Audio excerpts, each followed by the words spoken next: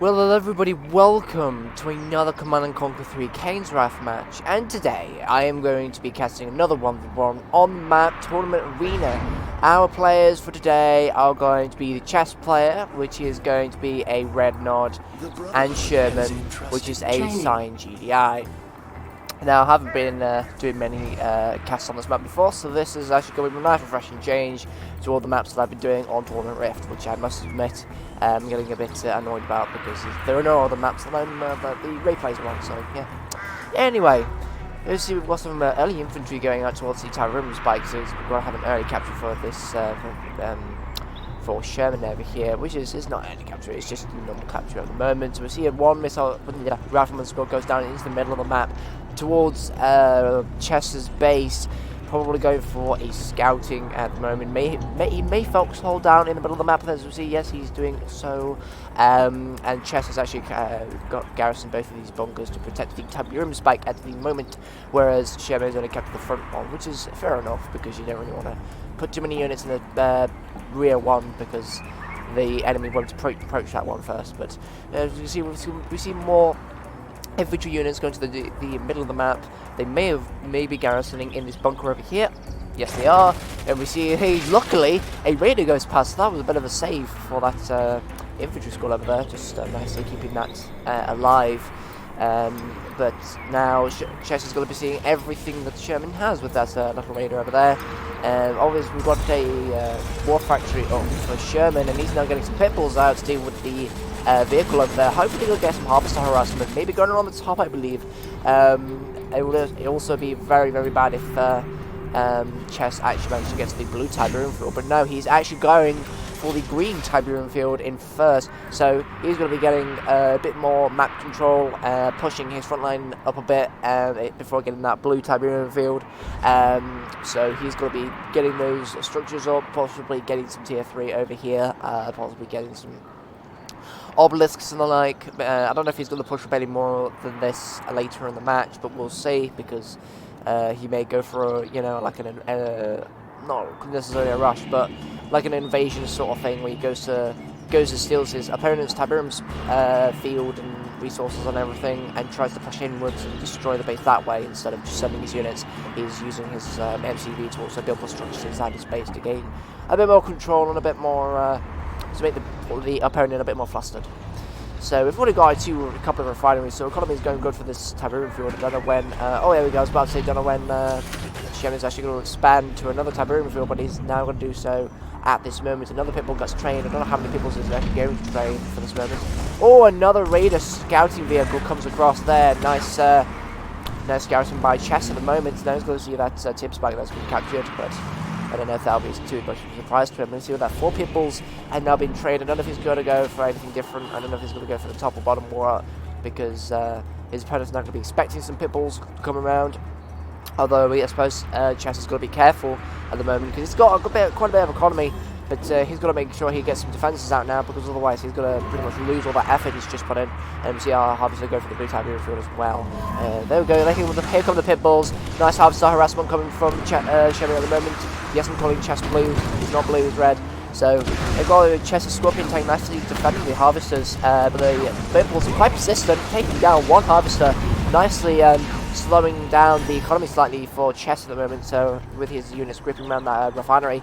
So that's a nice kill for Shurrman at the moment. We've got 8 pit bulls at the moment, so that's quite a big amount, and they're going again for another attack already. So I don't know how many war factories he's got. He's only got the one war factory going up, spewing out pit bulls at the moment.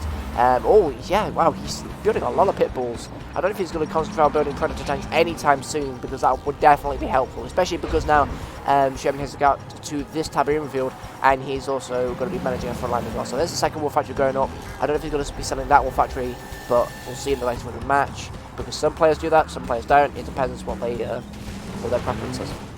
So we see another attack coming for the pit bulls down into the bottom area of the map, more like the spawn point, but the scorpion tanks nicely chasing those pit bulls down into the map, trying to corner them off. A bit of damage taken by the refinery, but those people are going to be hunting down their harvesters, which are doing quite a bit of damage to at the moment. Going to try and hopefully get into the corner. One down. Will they be able to get another one before they leave? I think so. Before the scorpion tanks come, so they're just about to make their exit, but another one gets killed. The scorpion tanks finally manage to get to the harvesters, protecting them nicely. but there goes the pit bulls towards the top of the map, which is the blue Tiberium field, which he might be able to capture another harvester. No, he's going to make a turn toward this green tip field again, and maybe snag another harvester, although he's got a Scorpion tank chasing him, so I'm not sure about that. Oh, the harvester's going the wrong way, and there we go, third harvester down, or at least fourth in total. And that run has been quite successful, but now we've got the Scorpion tank chasing down those pit bulls, so he's going to be coming around quite quickly now, probably going around a counter-attack, but that Wolf Archery has indeed been sold. We've got a lot of infantry coming out from the barracks, going to defend the front line at the moment, and we'll allow a Scorpion tank there, so I think Chess is going to go for a Scorpion rush. I'm going to see he's got tier 3 as well, so he may go for a Redeemer possibly, but wait, I don't really know. I mean, that Rage Gen is quite useful, but I don't know how effective this will prove in this particular match. Obviously, Scorpion tanks are just going to be shredded right now with those missile squads, but a missile thankfully manages to get launched to Shurrman's economy, damaging it quite a bit there, taking down one refinery. And now immediately they go on the counter-attack, and indeed Chess has got a Redeemer engineering facility out at the moment, so he's going to be getting that Redeemer out soon enough. But I don't see an epic unit made by Shurrman at the moment. I don't think he's concentrating on that. I mean, he has only got tier 2 at the moment, so we've got to expect a tier 3 coming out possibly later. But a lot of units getting absolutely destroyed over here. Quite a lot of harvesters going down. The Obelisk nice is taking out these vehicles. Scorpion tanks coming in, running over a lot of infantry at the moment. But those units quickly get destroyed. Some of the units coming from support. The Obelisk took out a few tanks, which has helped a bit. Flame Blackout come in, but they immediately retreat again, since the threat is no longer actually becoming a problem in their base. Now Strategy goes up as well. I don't know if he'll be able to plant any more defenses around this Tiberium field, but then again, he might also want to do it around this Tiberium field as well. It was he sold a couple of structures to get a little bit more resources back, and he's also moving his entire base up as well, so he's becoming a bit forefront for his entire base. And we see the Redeemers coming out now, and we see we've also got some laser upgrade on the tech lab, so those Scorpion tanks and Venoms and Raiders, they're going to have a nice damage boost. I don't know how Shurrman's going to react to this, but he's got tier 3, and he's already got the I've forgotten Marv Development Center. There we go, Reclamator Hub. So he's got that Reclamator Hub up. He's going to be trading a Marv. But he hasn't really got enough units to actually fend off a potential attack. Then again, Chess hasn't got much of an attacking force at the moment. But then again, that Redeemer is coming anyway. So he might be using that Rage Gen to hopefully weaken some units and then take the rest out. We'll see the other Juggernauts also coming in to take a long-range bombardment over here. Oh, you should watch those units. There we go, Rage Gen goes out. But he's ineffective. No, he is actually effective a little bit. That Juggernaut goes down, but that's about it. So that Rage Gen didn't do much damage at all. I think that Redeemer's going to be going down quite quickly, actually. The Scorpion tanks and missile squads both helping in taking that epic unit down. So that's a bit of a shame. Wasting 5,000 credits on that when it immediately gets destroyed earlier. Now the Marv comes out. They're going to be Shurrman is going to be straight back on the attack. That Engineer's going to be going into the Marv, hopefully helping to heal it. And now they're going to be straight onto the attack, immediately getting a heroic unit as well for taking out that Redeemer. A lot of Raiders being trained by Chess at the moment. He's trying to get some kills for the, well, about to get some kills for the infantry that Shurrman is using. And we're also got some Zone Troopers there as well. We see also Shurrman collecting the Tiberium quite quickly just to get some immediate resources at the moment. But neither players have gone to the blue Tiberium fields, which is interesting. I believe that, well, we see that one of Chess's harvesters have gone to the blue Tiberium field, but Shurrman has really not sent anything over there. So it's going to be interesting how he deals with that. I mean, he's managing, it looks like he's managing quite well, even without the blue Tiberium. And if he did take it, I think that would really boost his economy and boost his ability to be able to deal with his opponent. But we'll see how this turns out. We'll see the Marv taking a bit of damage from the Obelisk, but nicely dealing with these structures over here. Obviously with the main cannon and a couple of Zone Trooper squads in the Marv, killing quite a few Raider buggies, but immediately going down a bit and down the map to hopefully take out more of his exploited base, because there are no defences over here, remember, so he's going to be quite defenceless in this region. And thankfully, because of the Marv's long ranges, that Marv is able to destroy the War Factory with the help of missile squads, even though the Obelisk just can't see them. But we see the Obelisk is now firing at the Predator tank. Avatar has come out, so that's going to be nice to have a TV killing unit to use. but he immediately gets shot down with all those anti-vehicular units, and these troops are trying to track Marv and everything, and even the Pitbulls are still out as well. So that husk has to be destroyed quite quickly, but I don't see how Shurrman can actually get one, especially because most of the defences are over there, and they're keeping that safe, especially with the Predator. I mean, he's going to have to take precautions. So there's a couple of Pitbulls going over there, immediately getting destroyed, just having a look, just having a bit of a scout as well. Marv going down towards the bottom of the map, trying to get a bit of a flanking manoeuvre, destroying some of the structures and coming around to the back. So that's quite a good move by Shurrman at the moment. We see that's quite a big economy being maintained at the moment. We see that also the Tiberan field is almost dead, so he's going to have to go to the blue Tiberan field. So this is probably the time where Shurrman is actually going to be quite a monster at this point, because he's going to be having all those resources, that double credit income as well because of that blue tip, so he might actually get a lot of units out, and I don't really see why he destroys that, why he doesn't destroy that power plant. I mean, yes, his base is offline.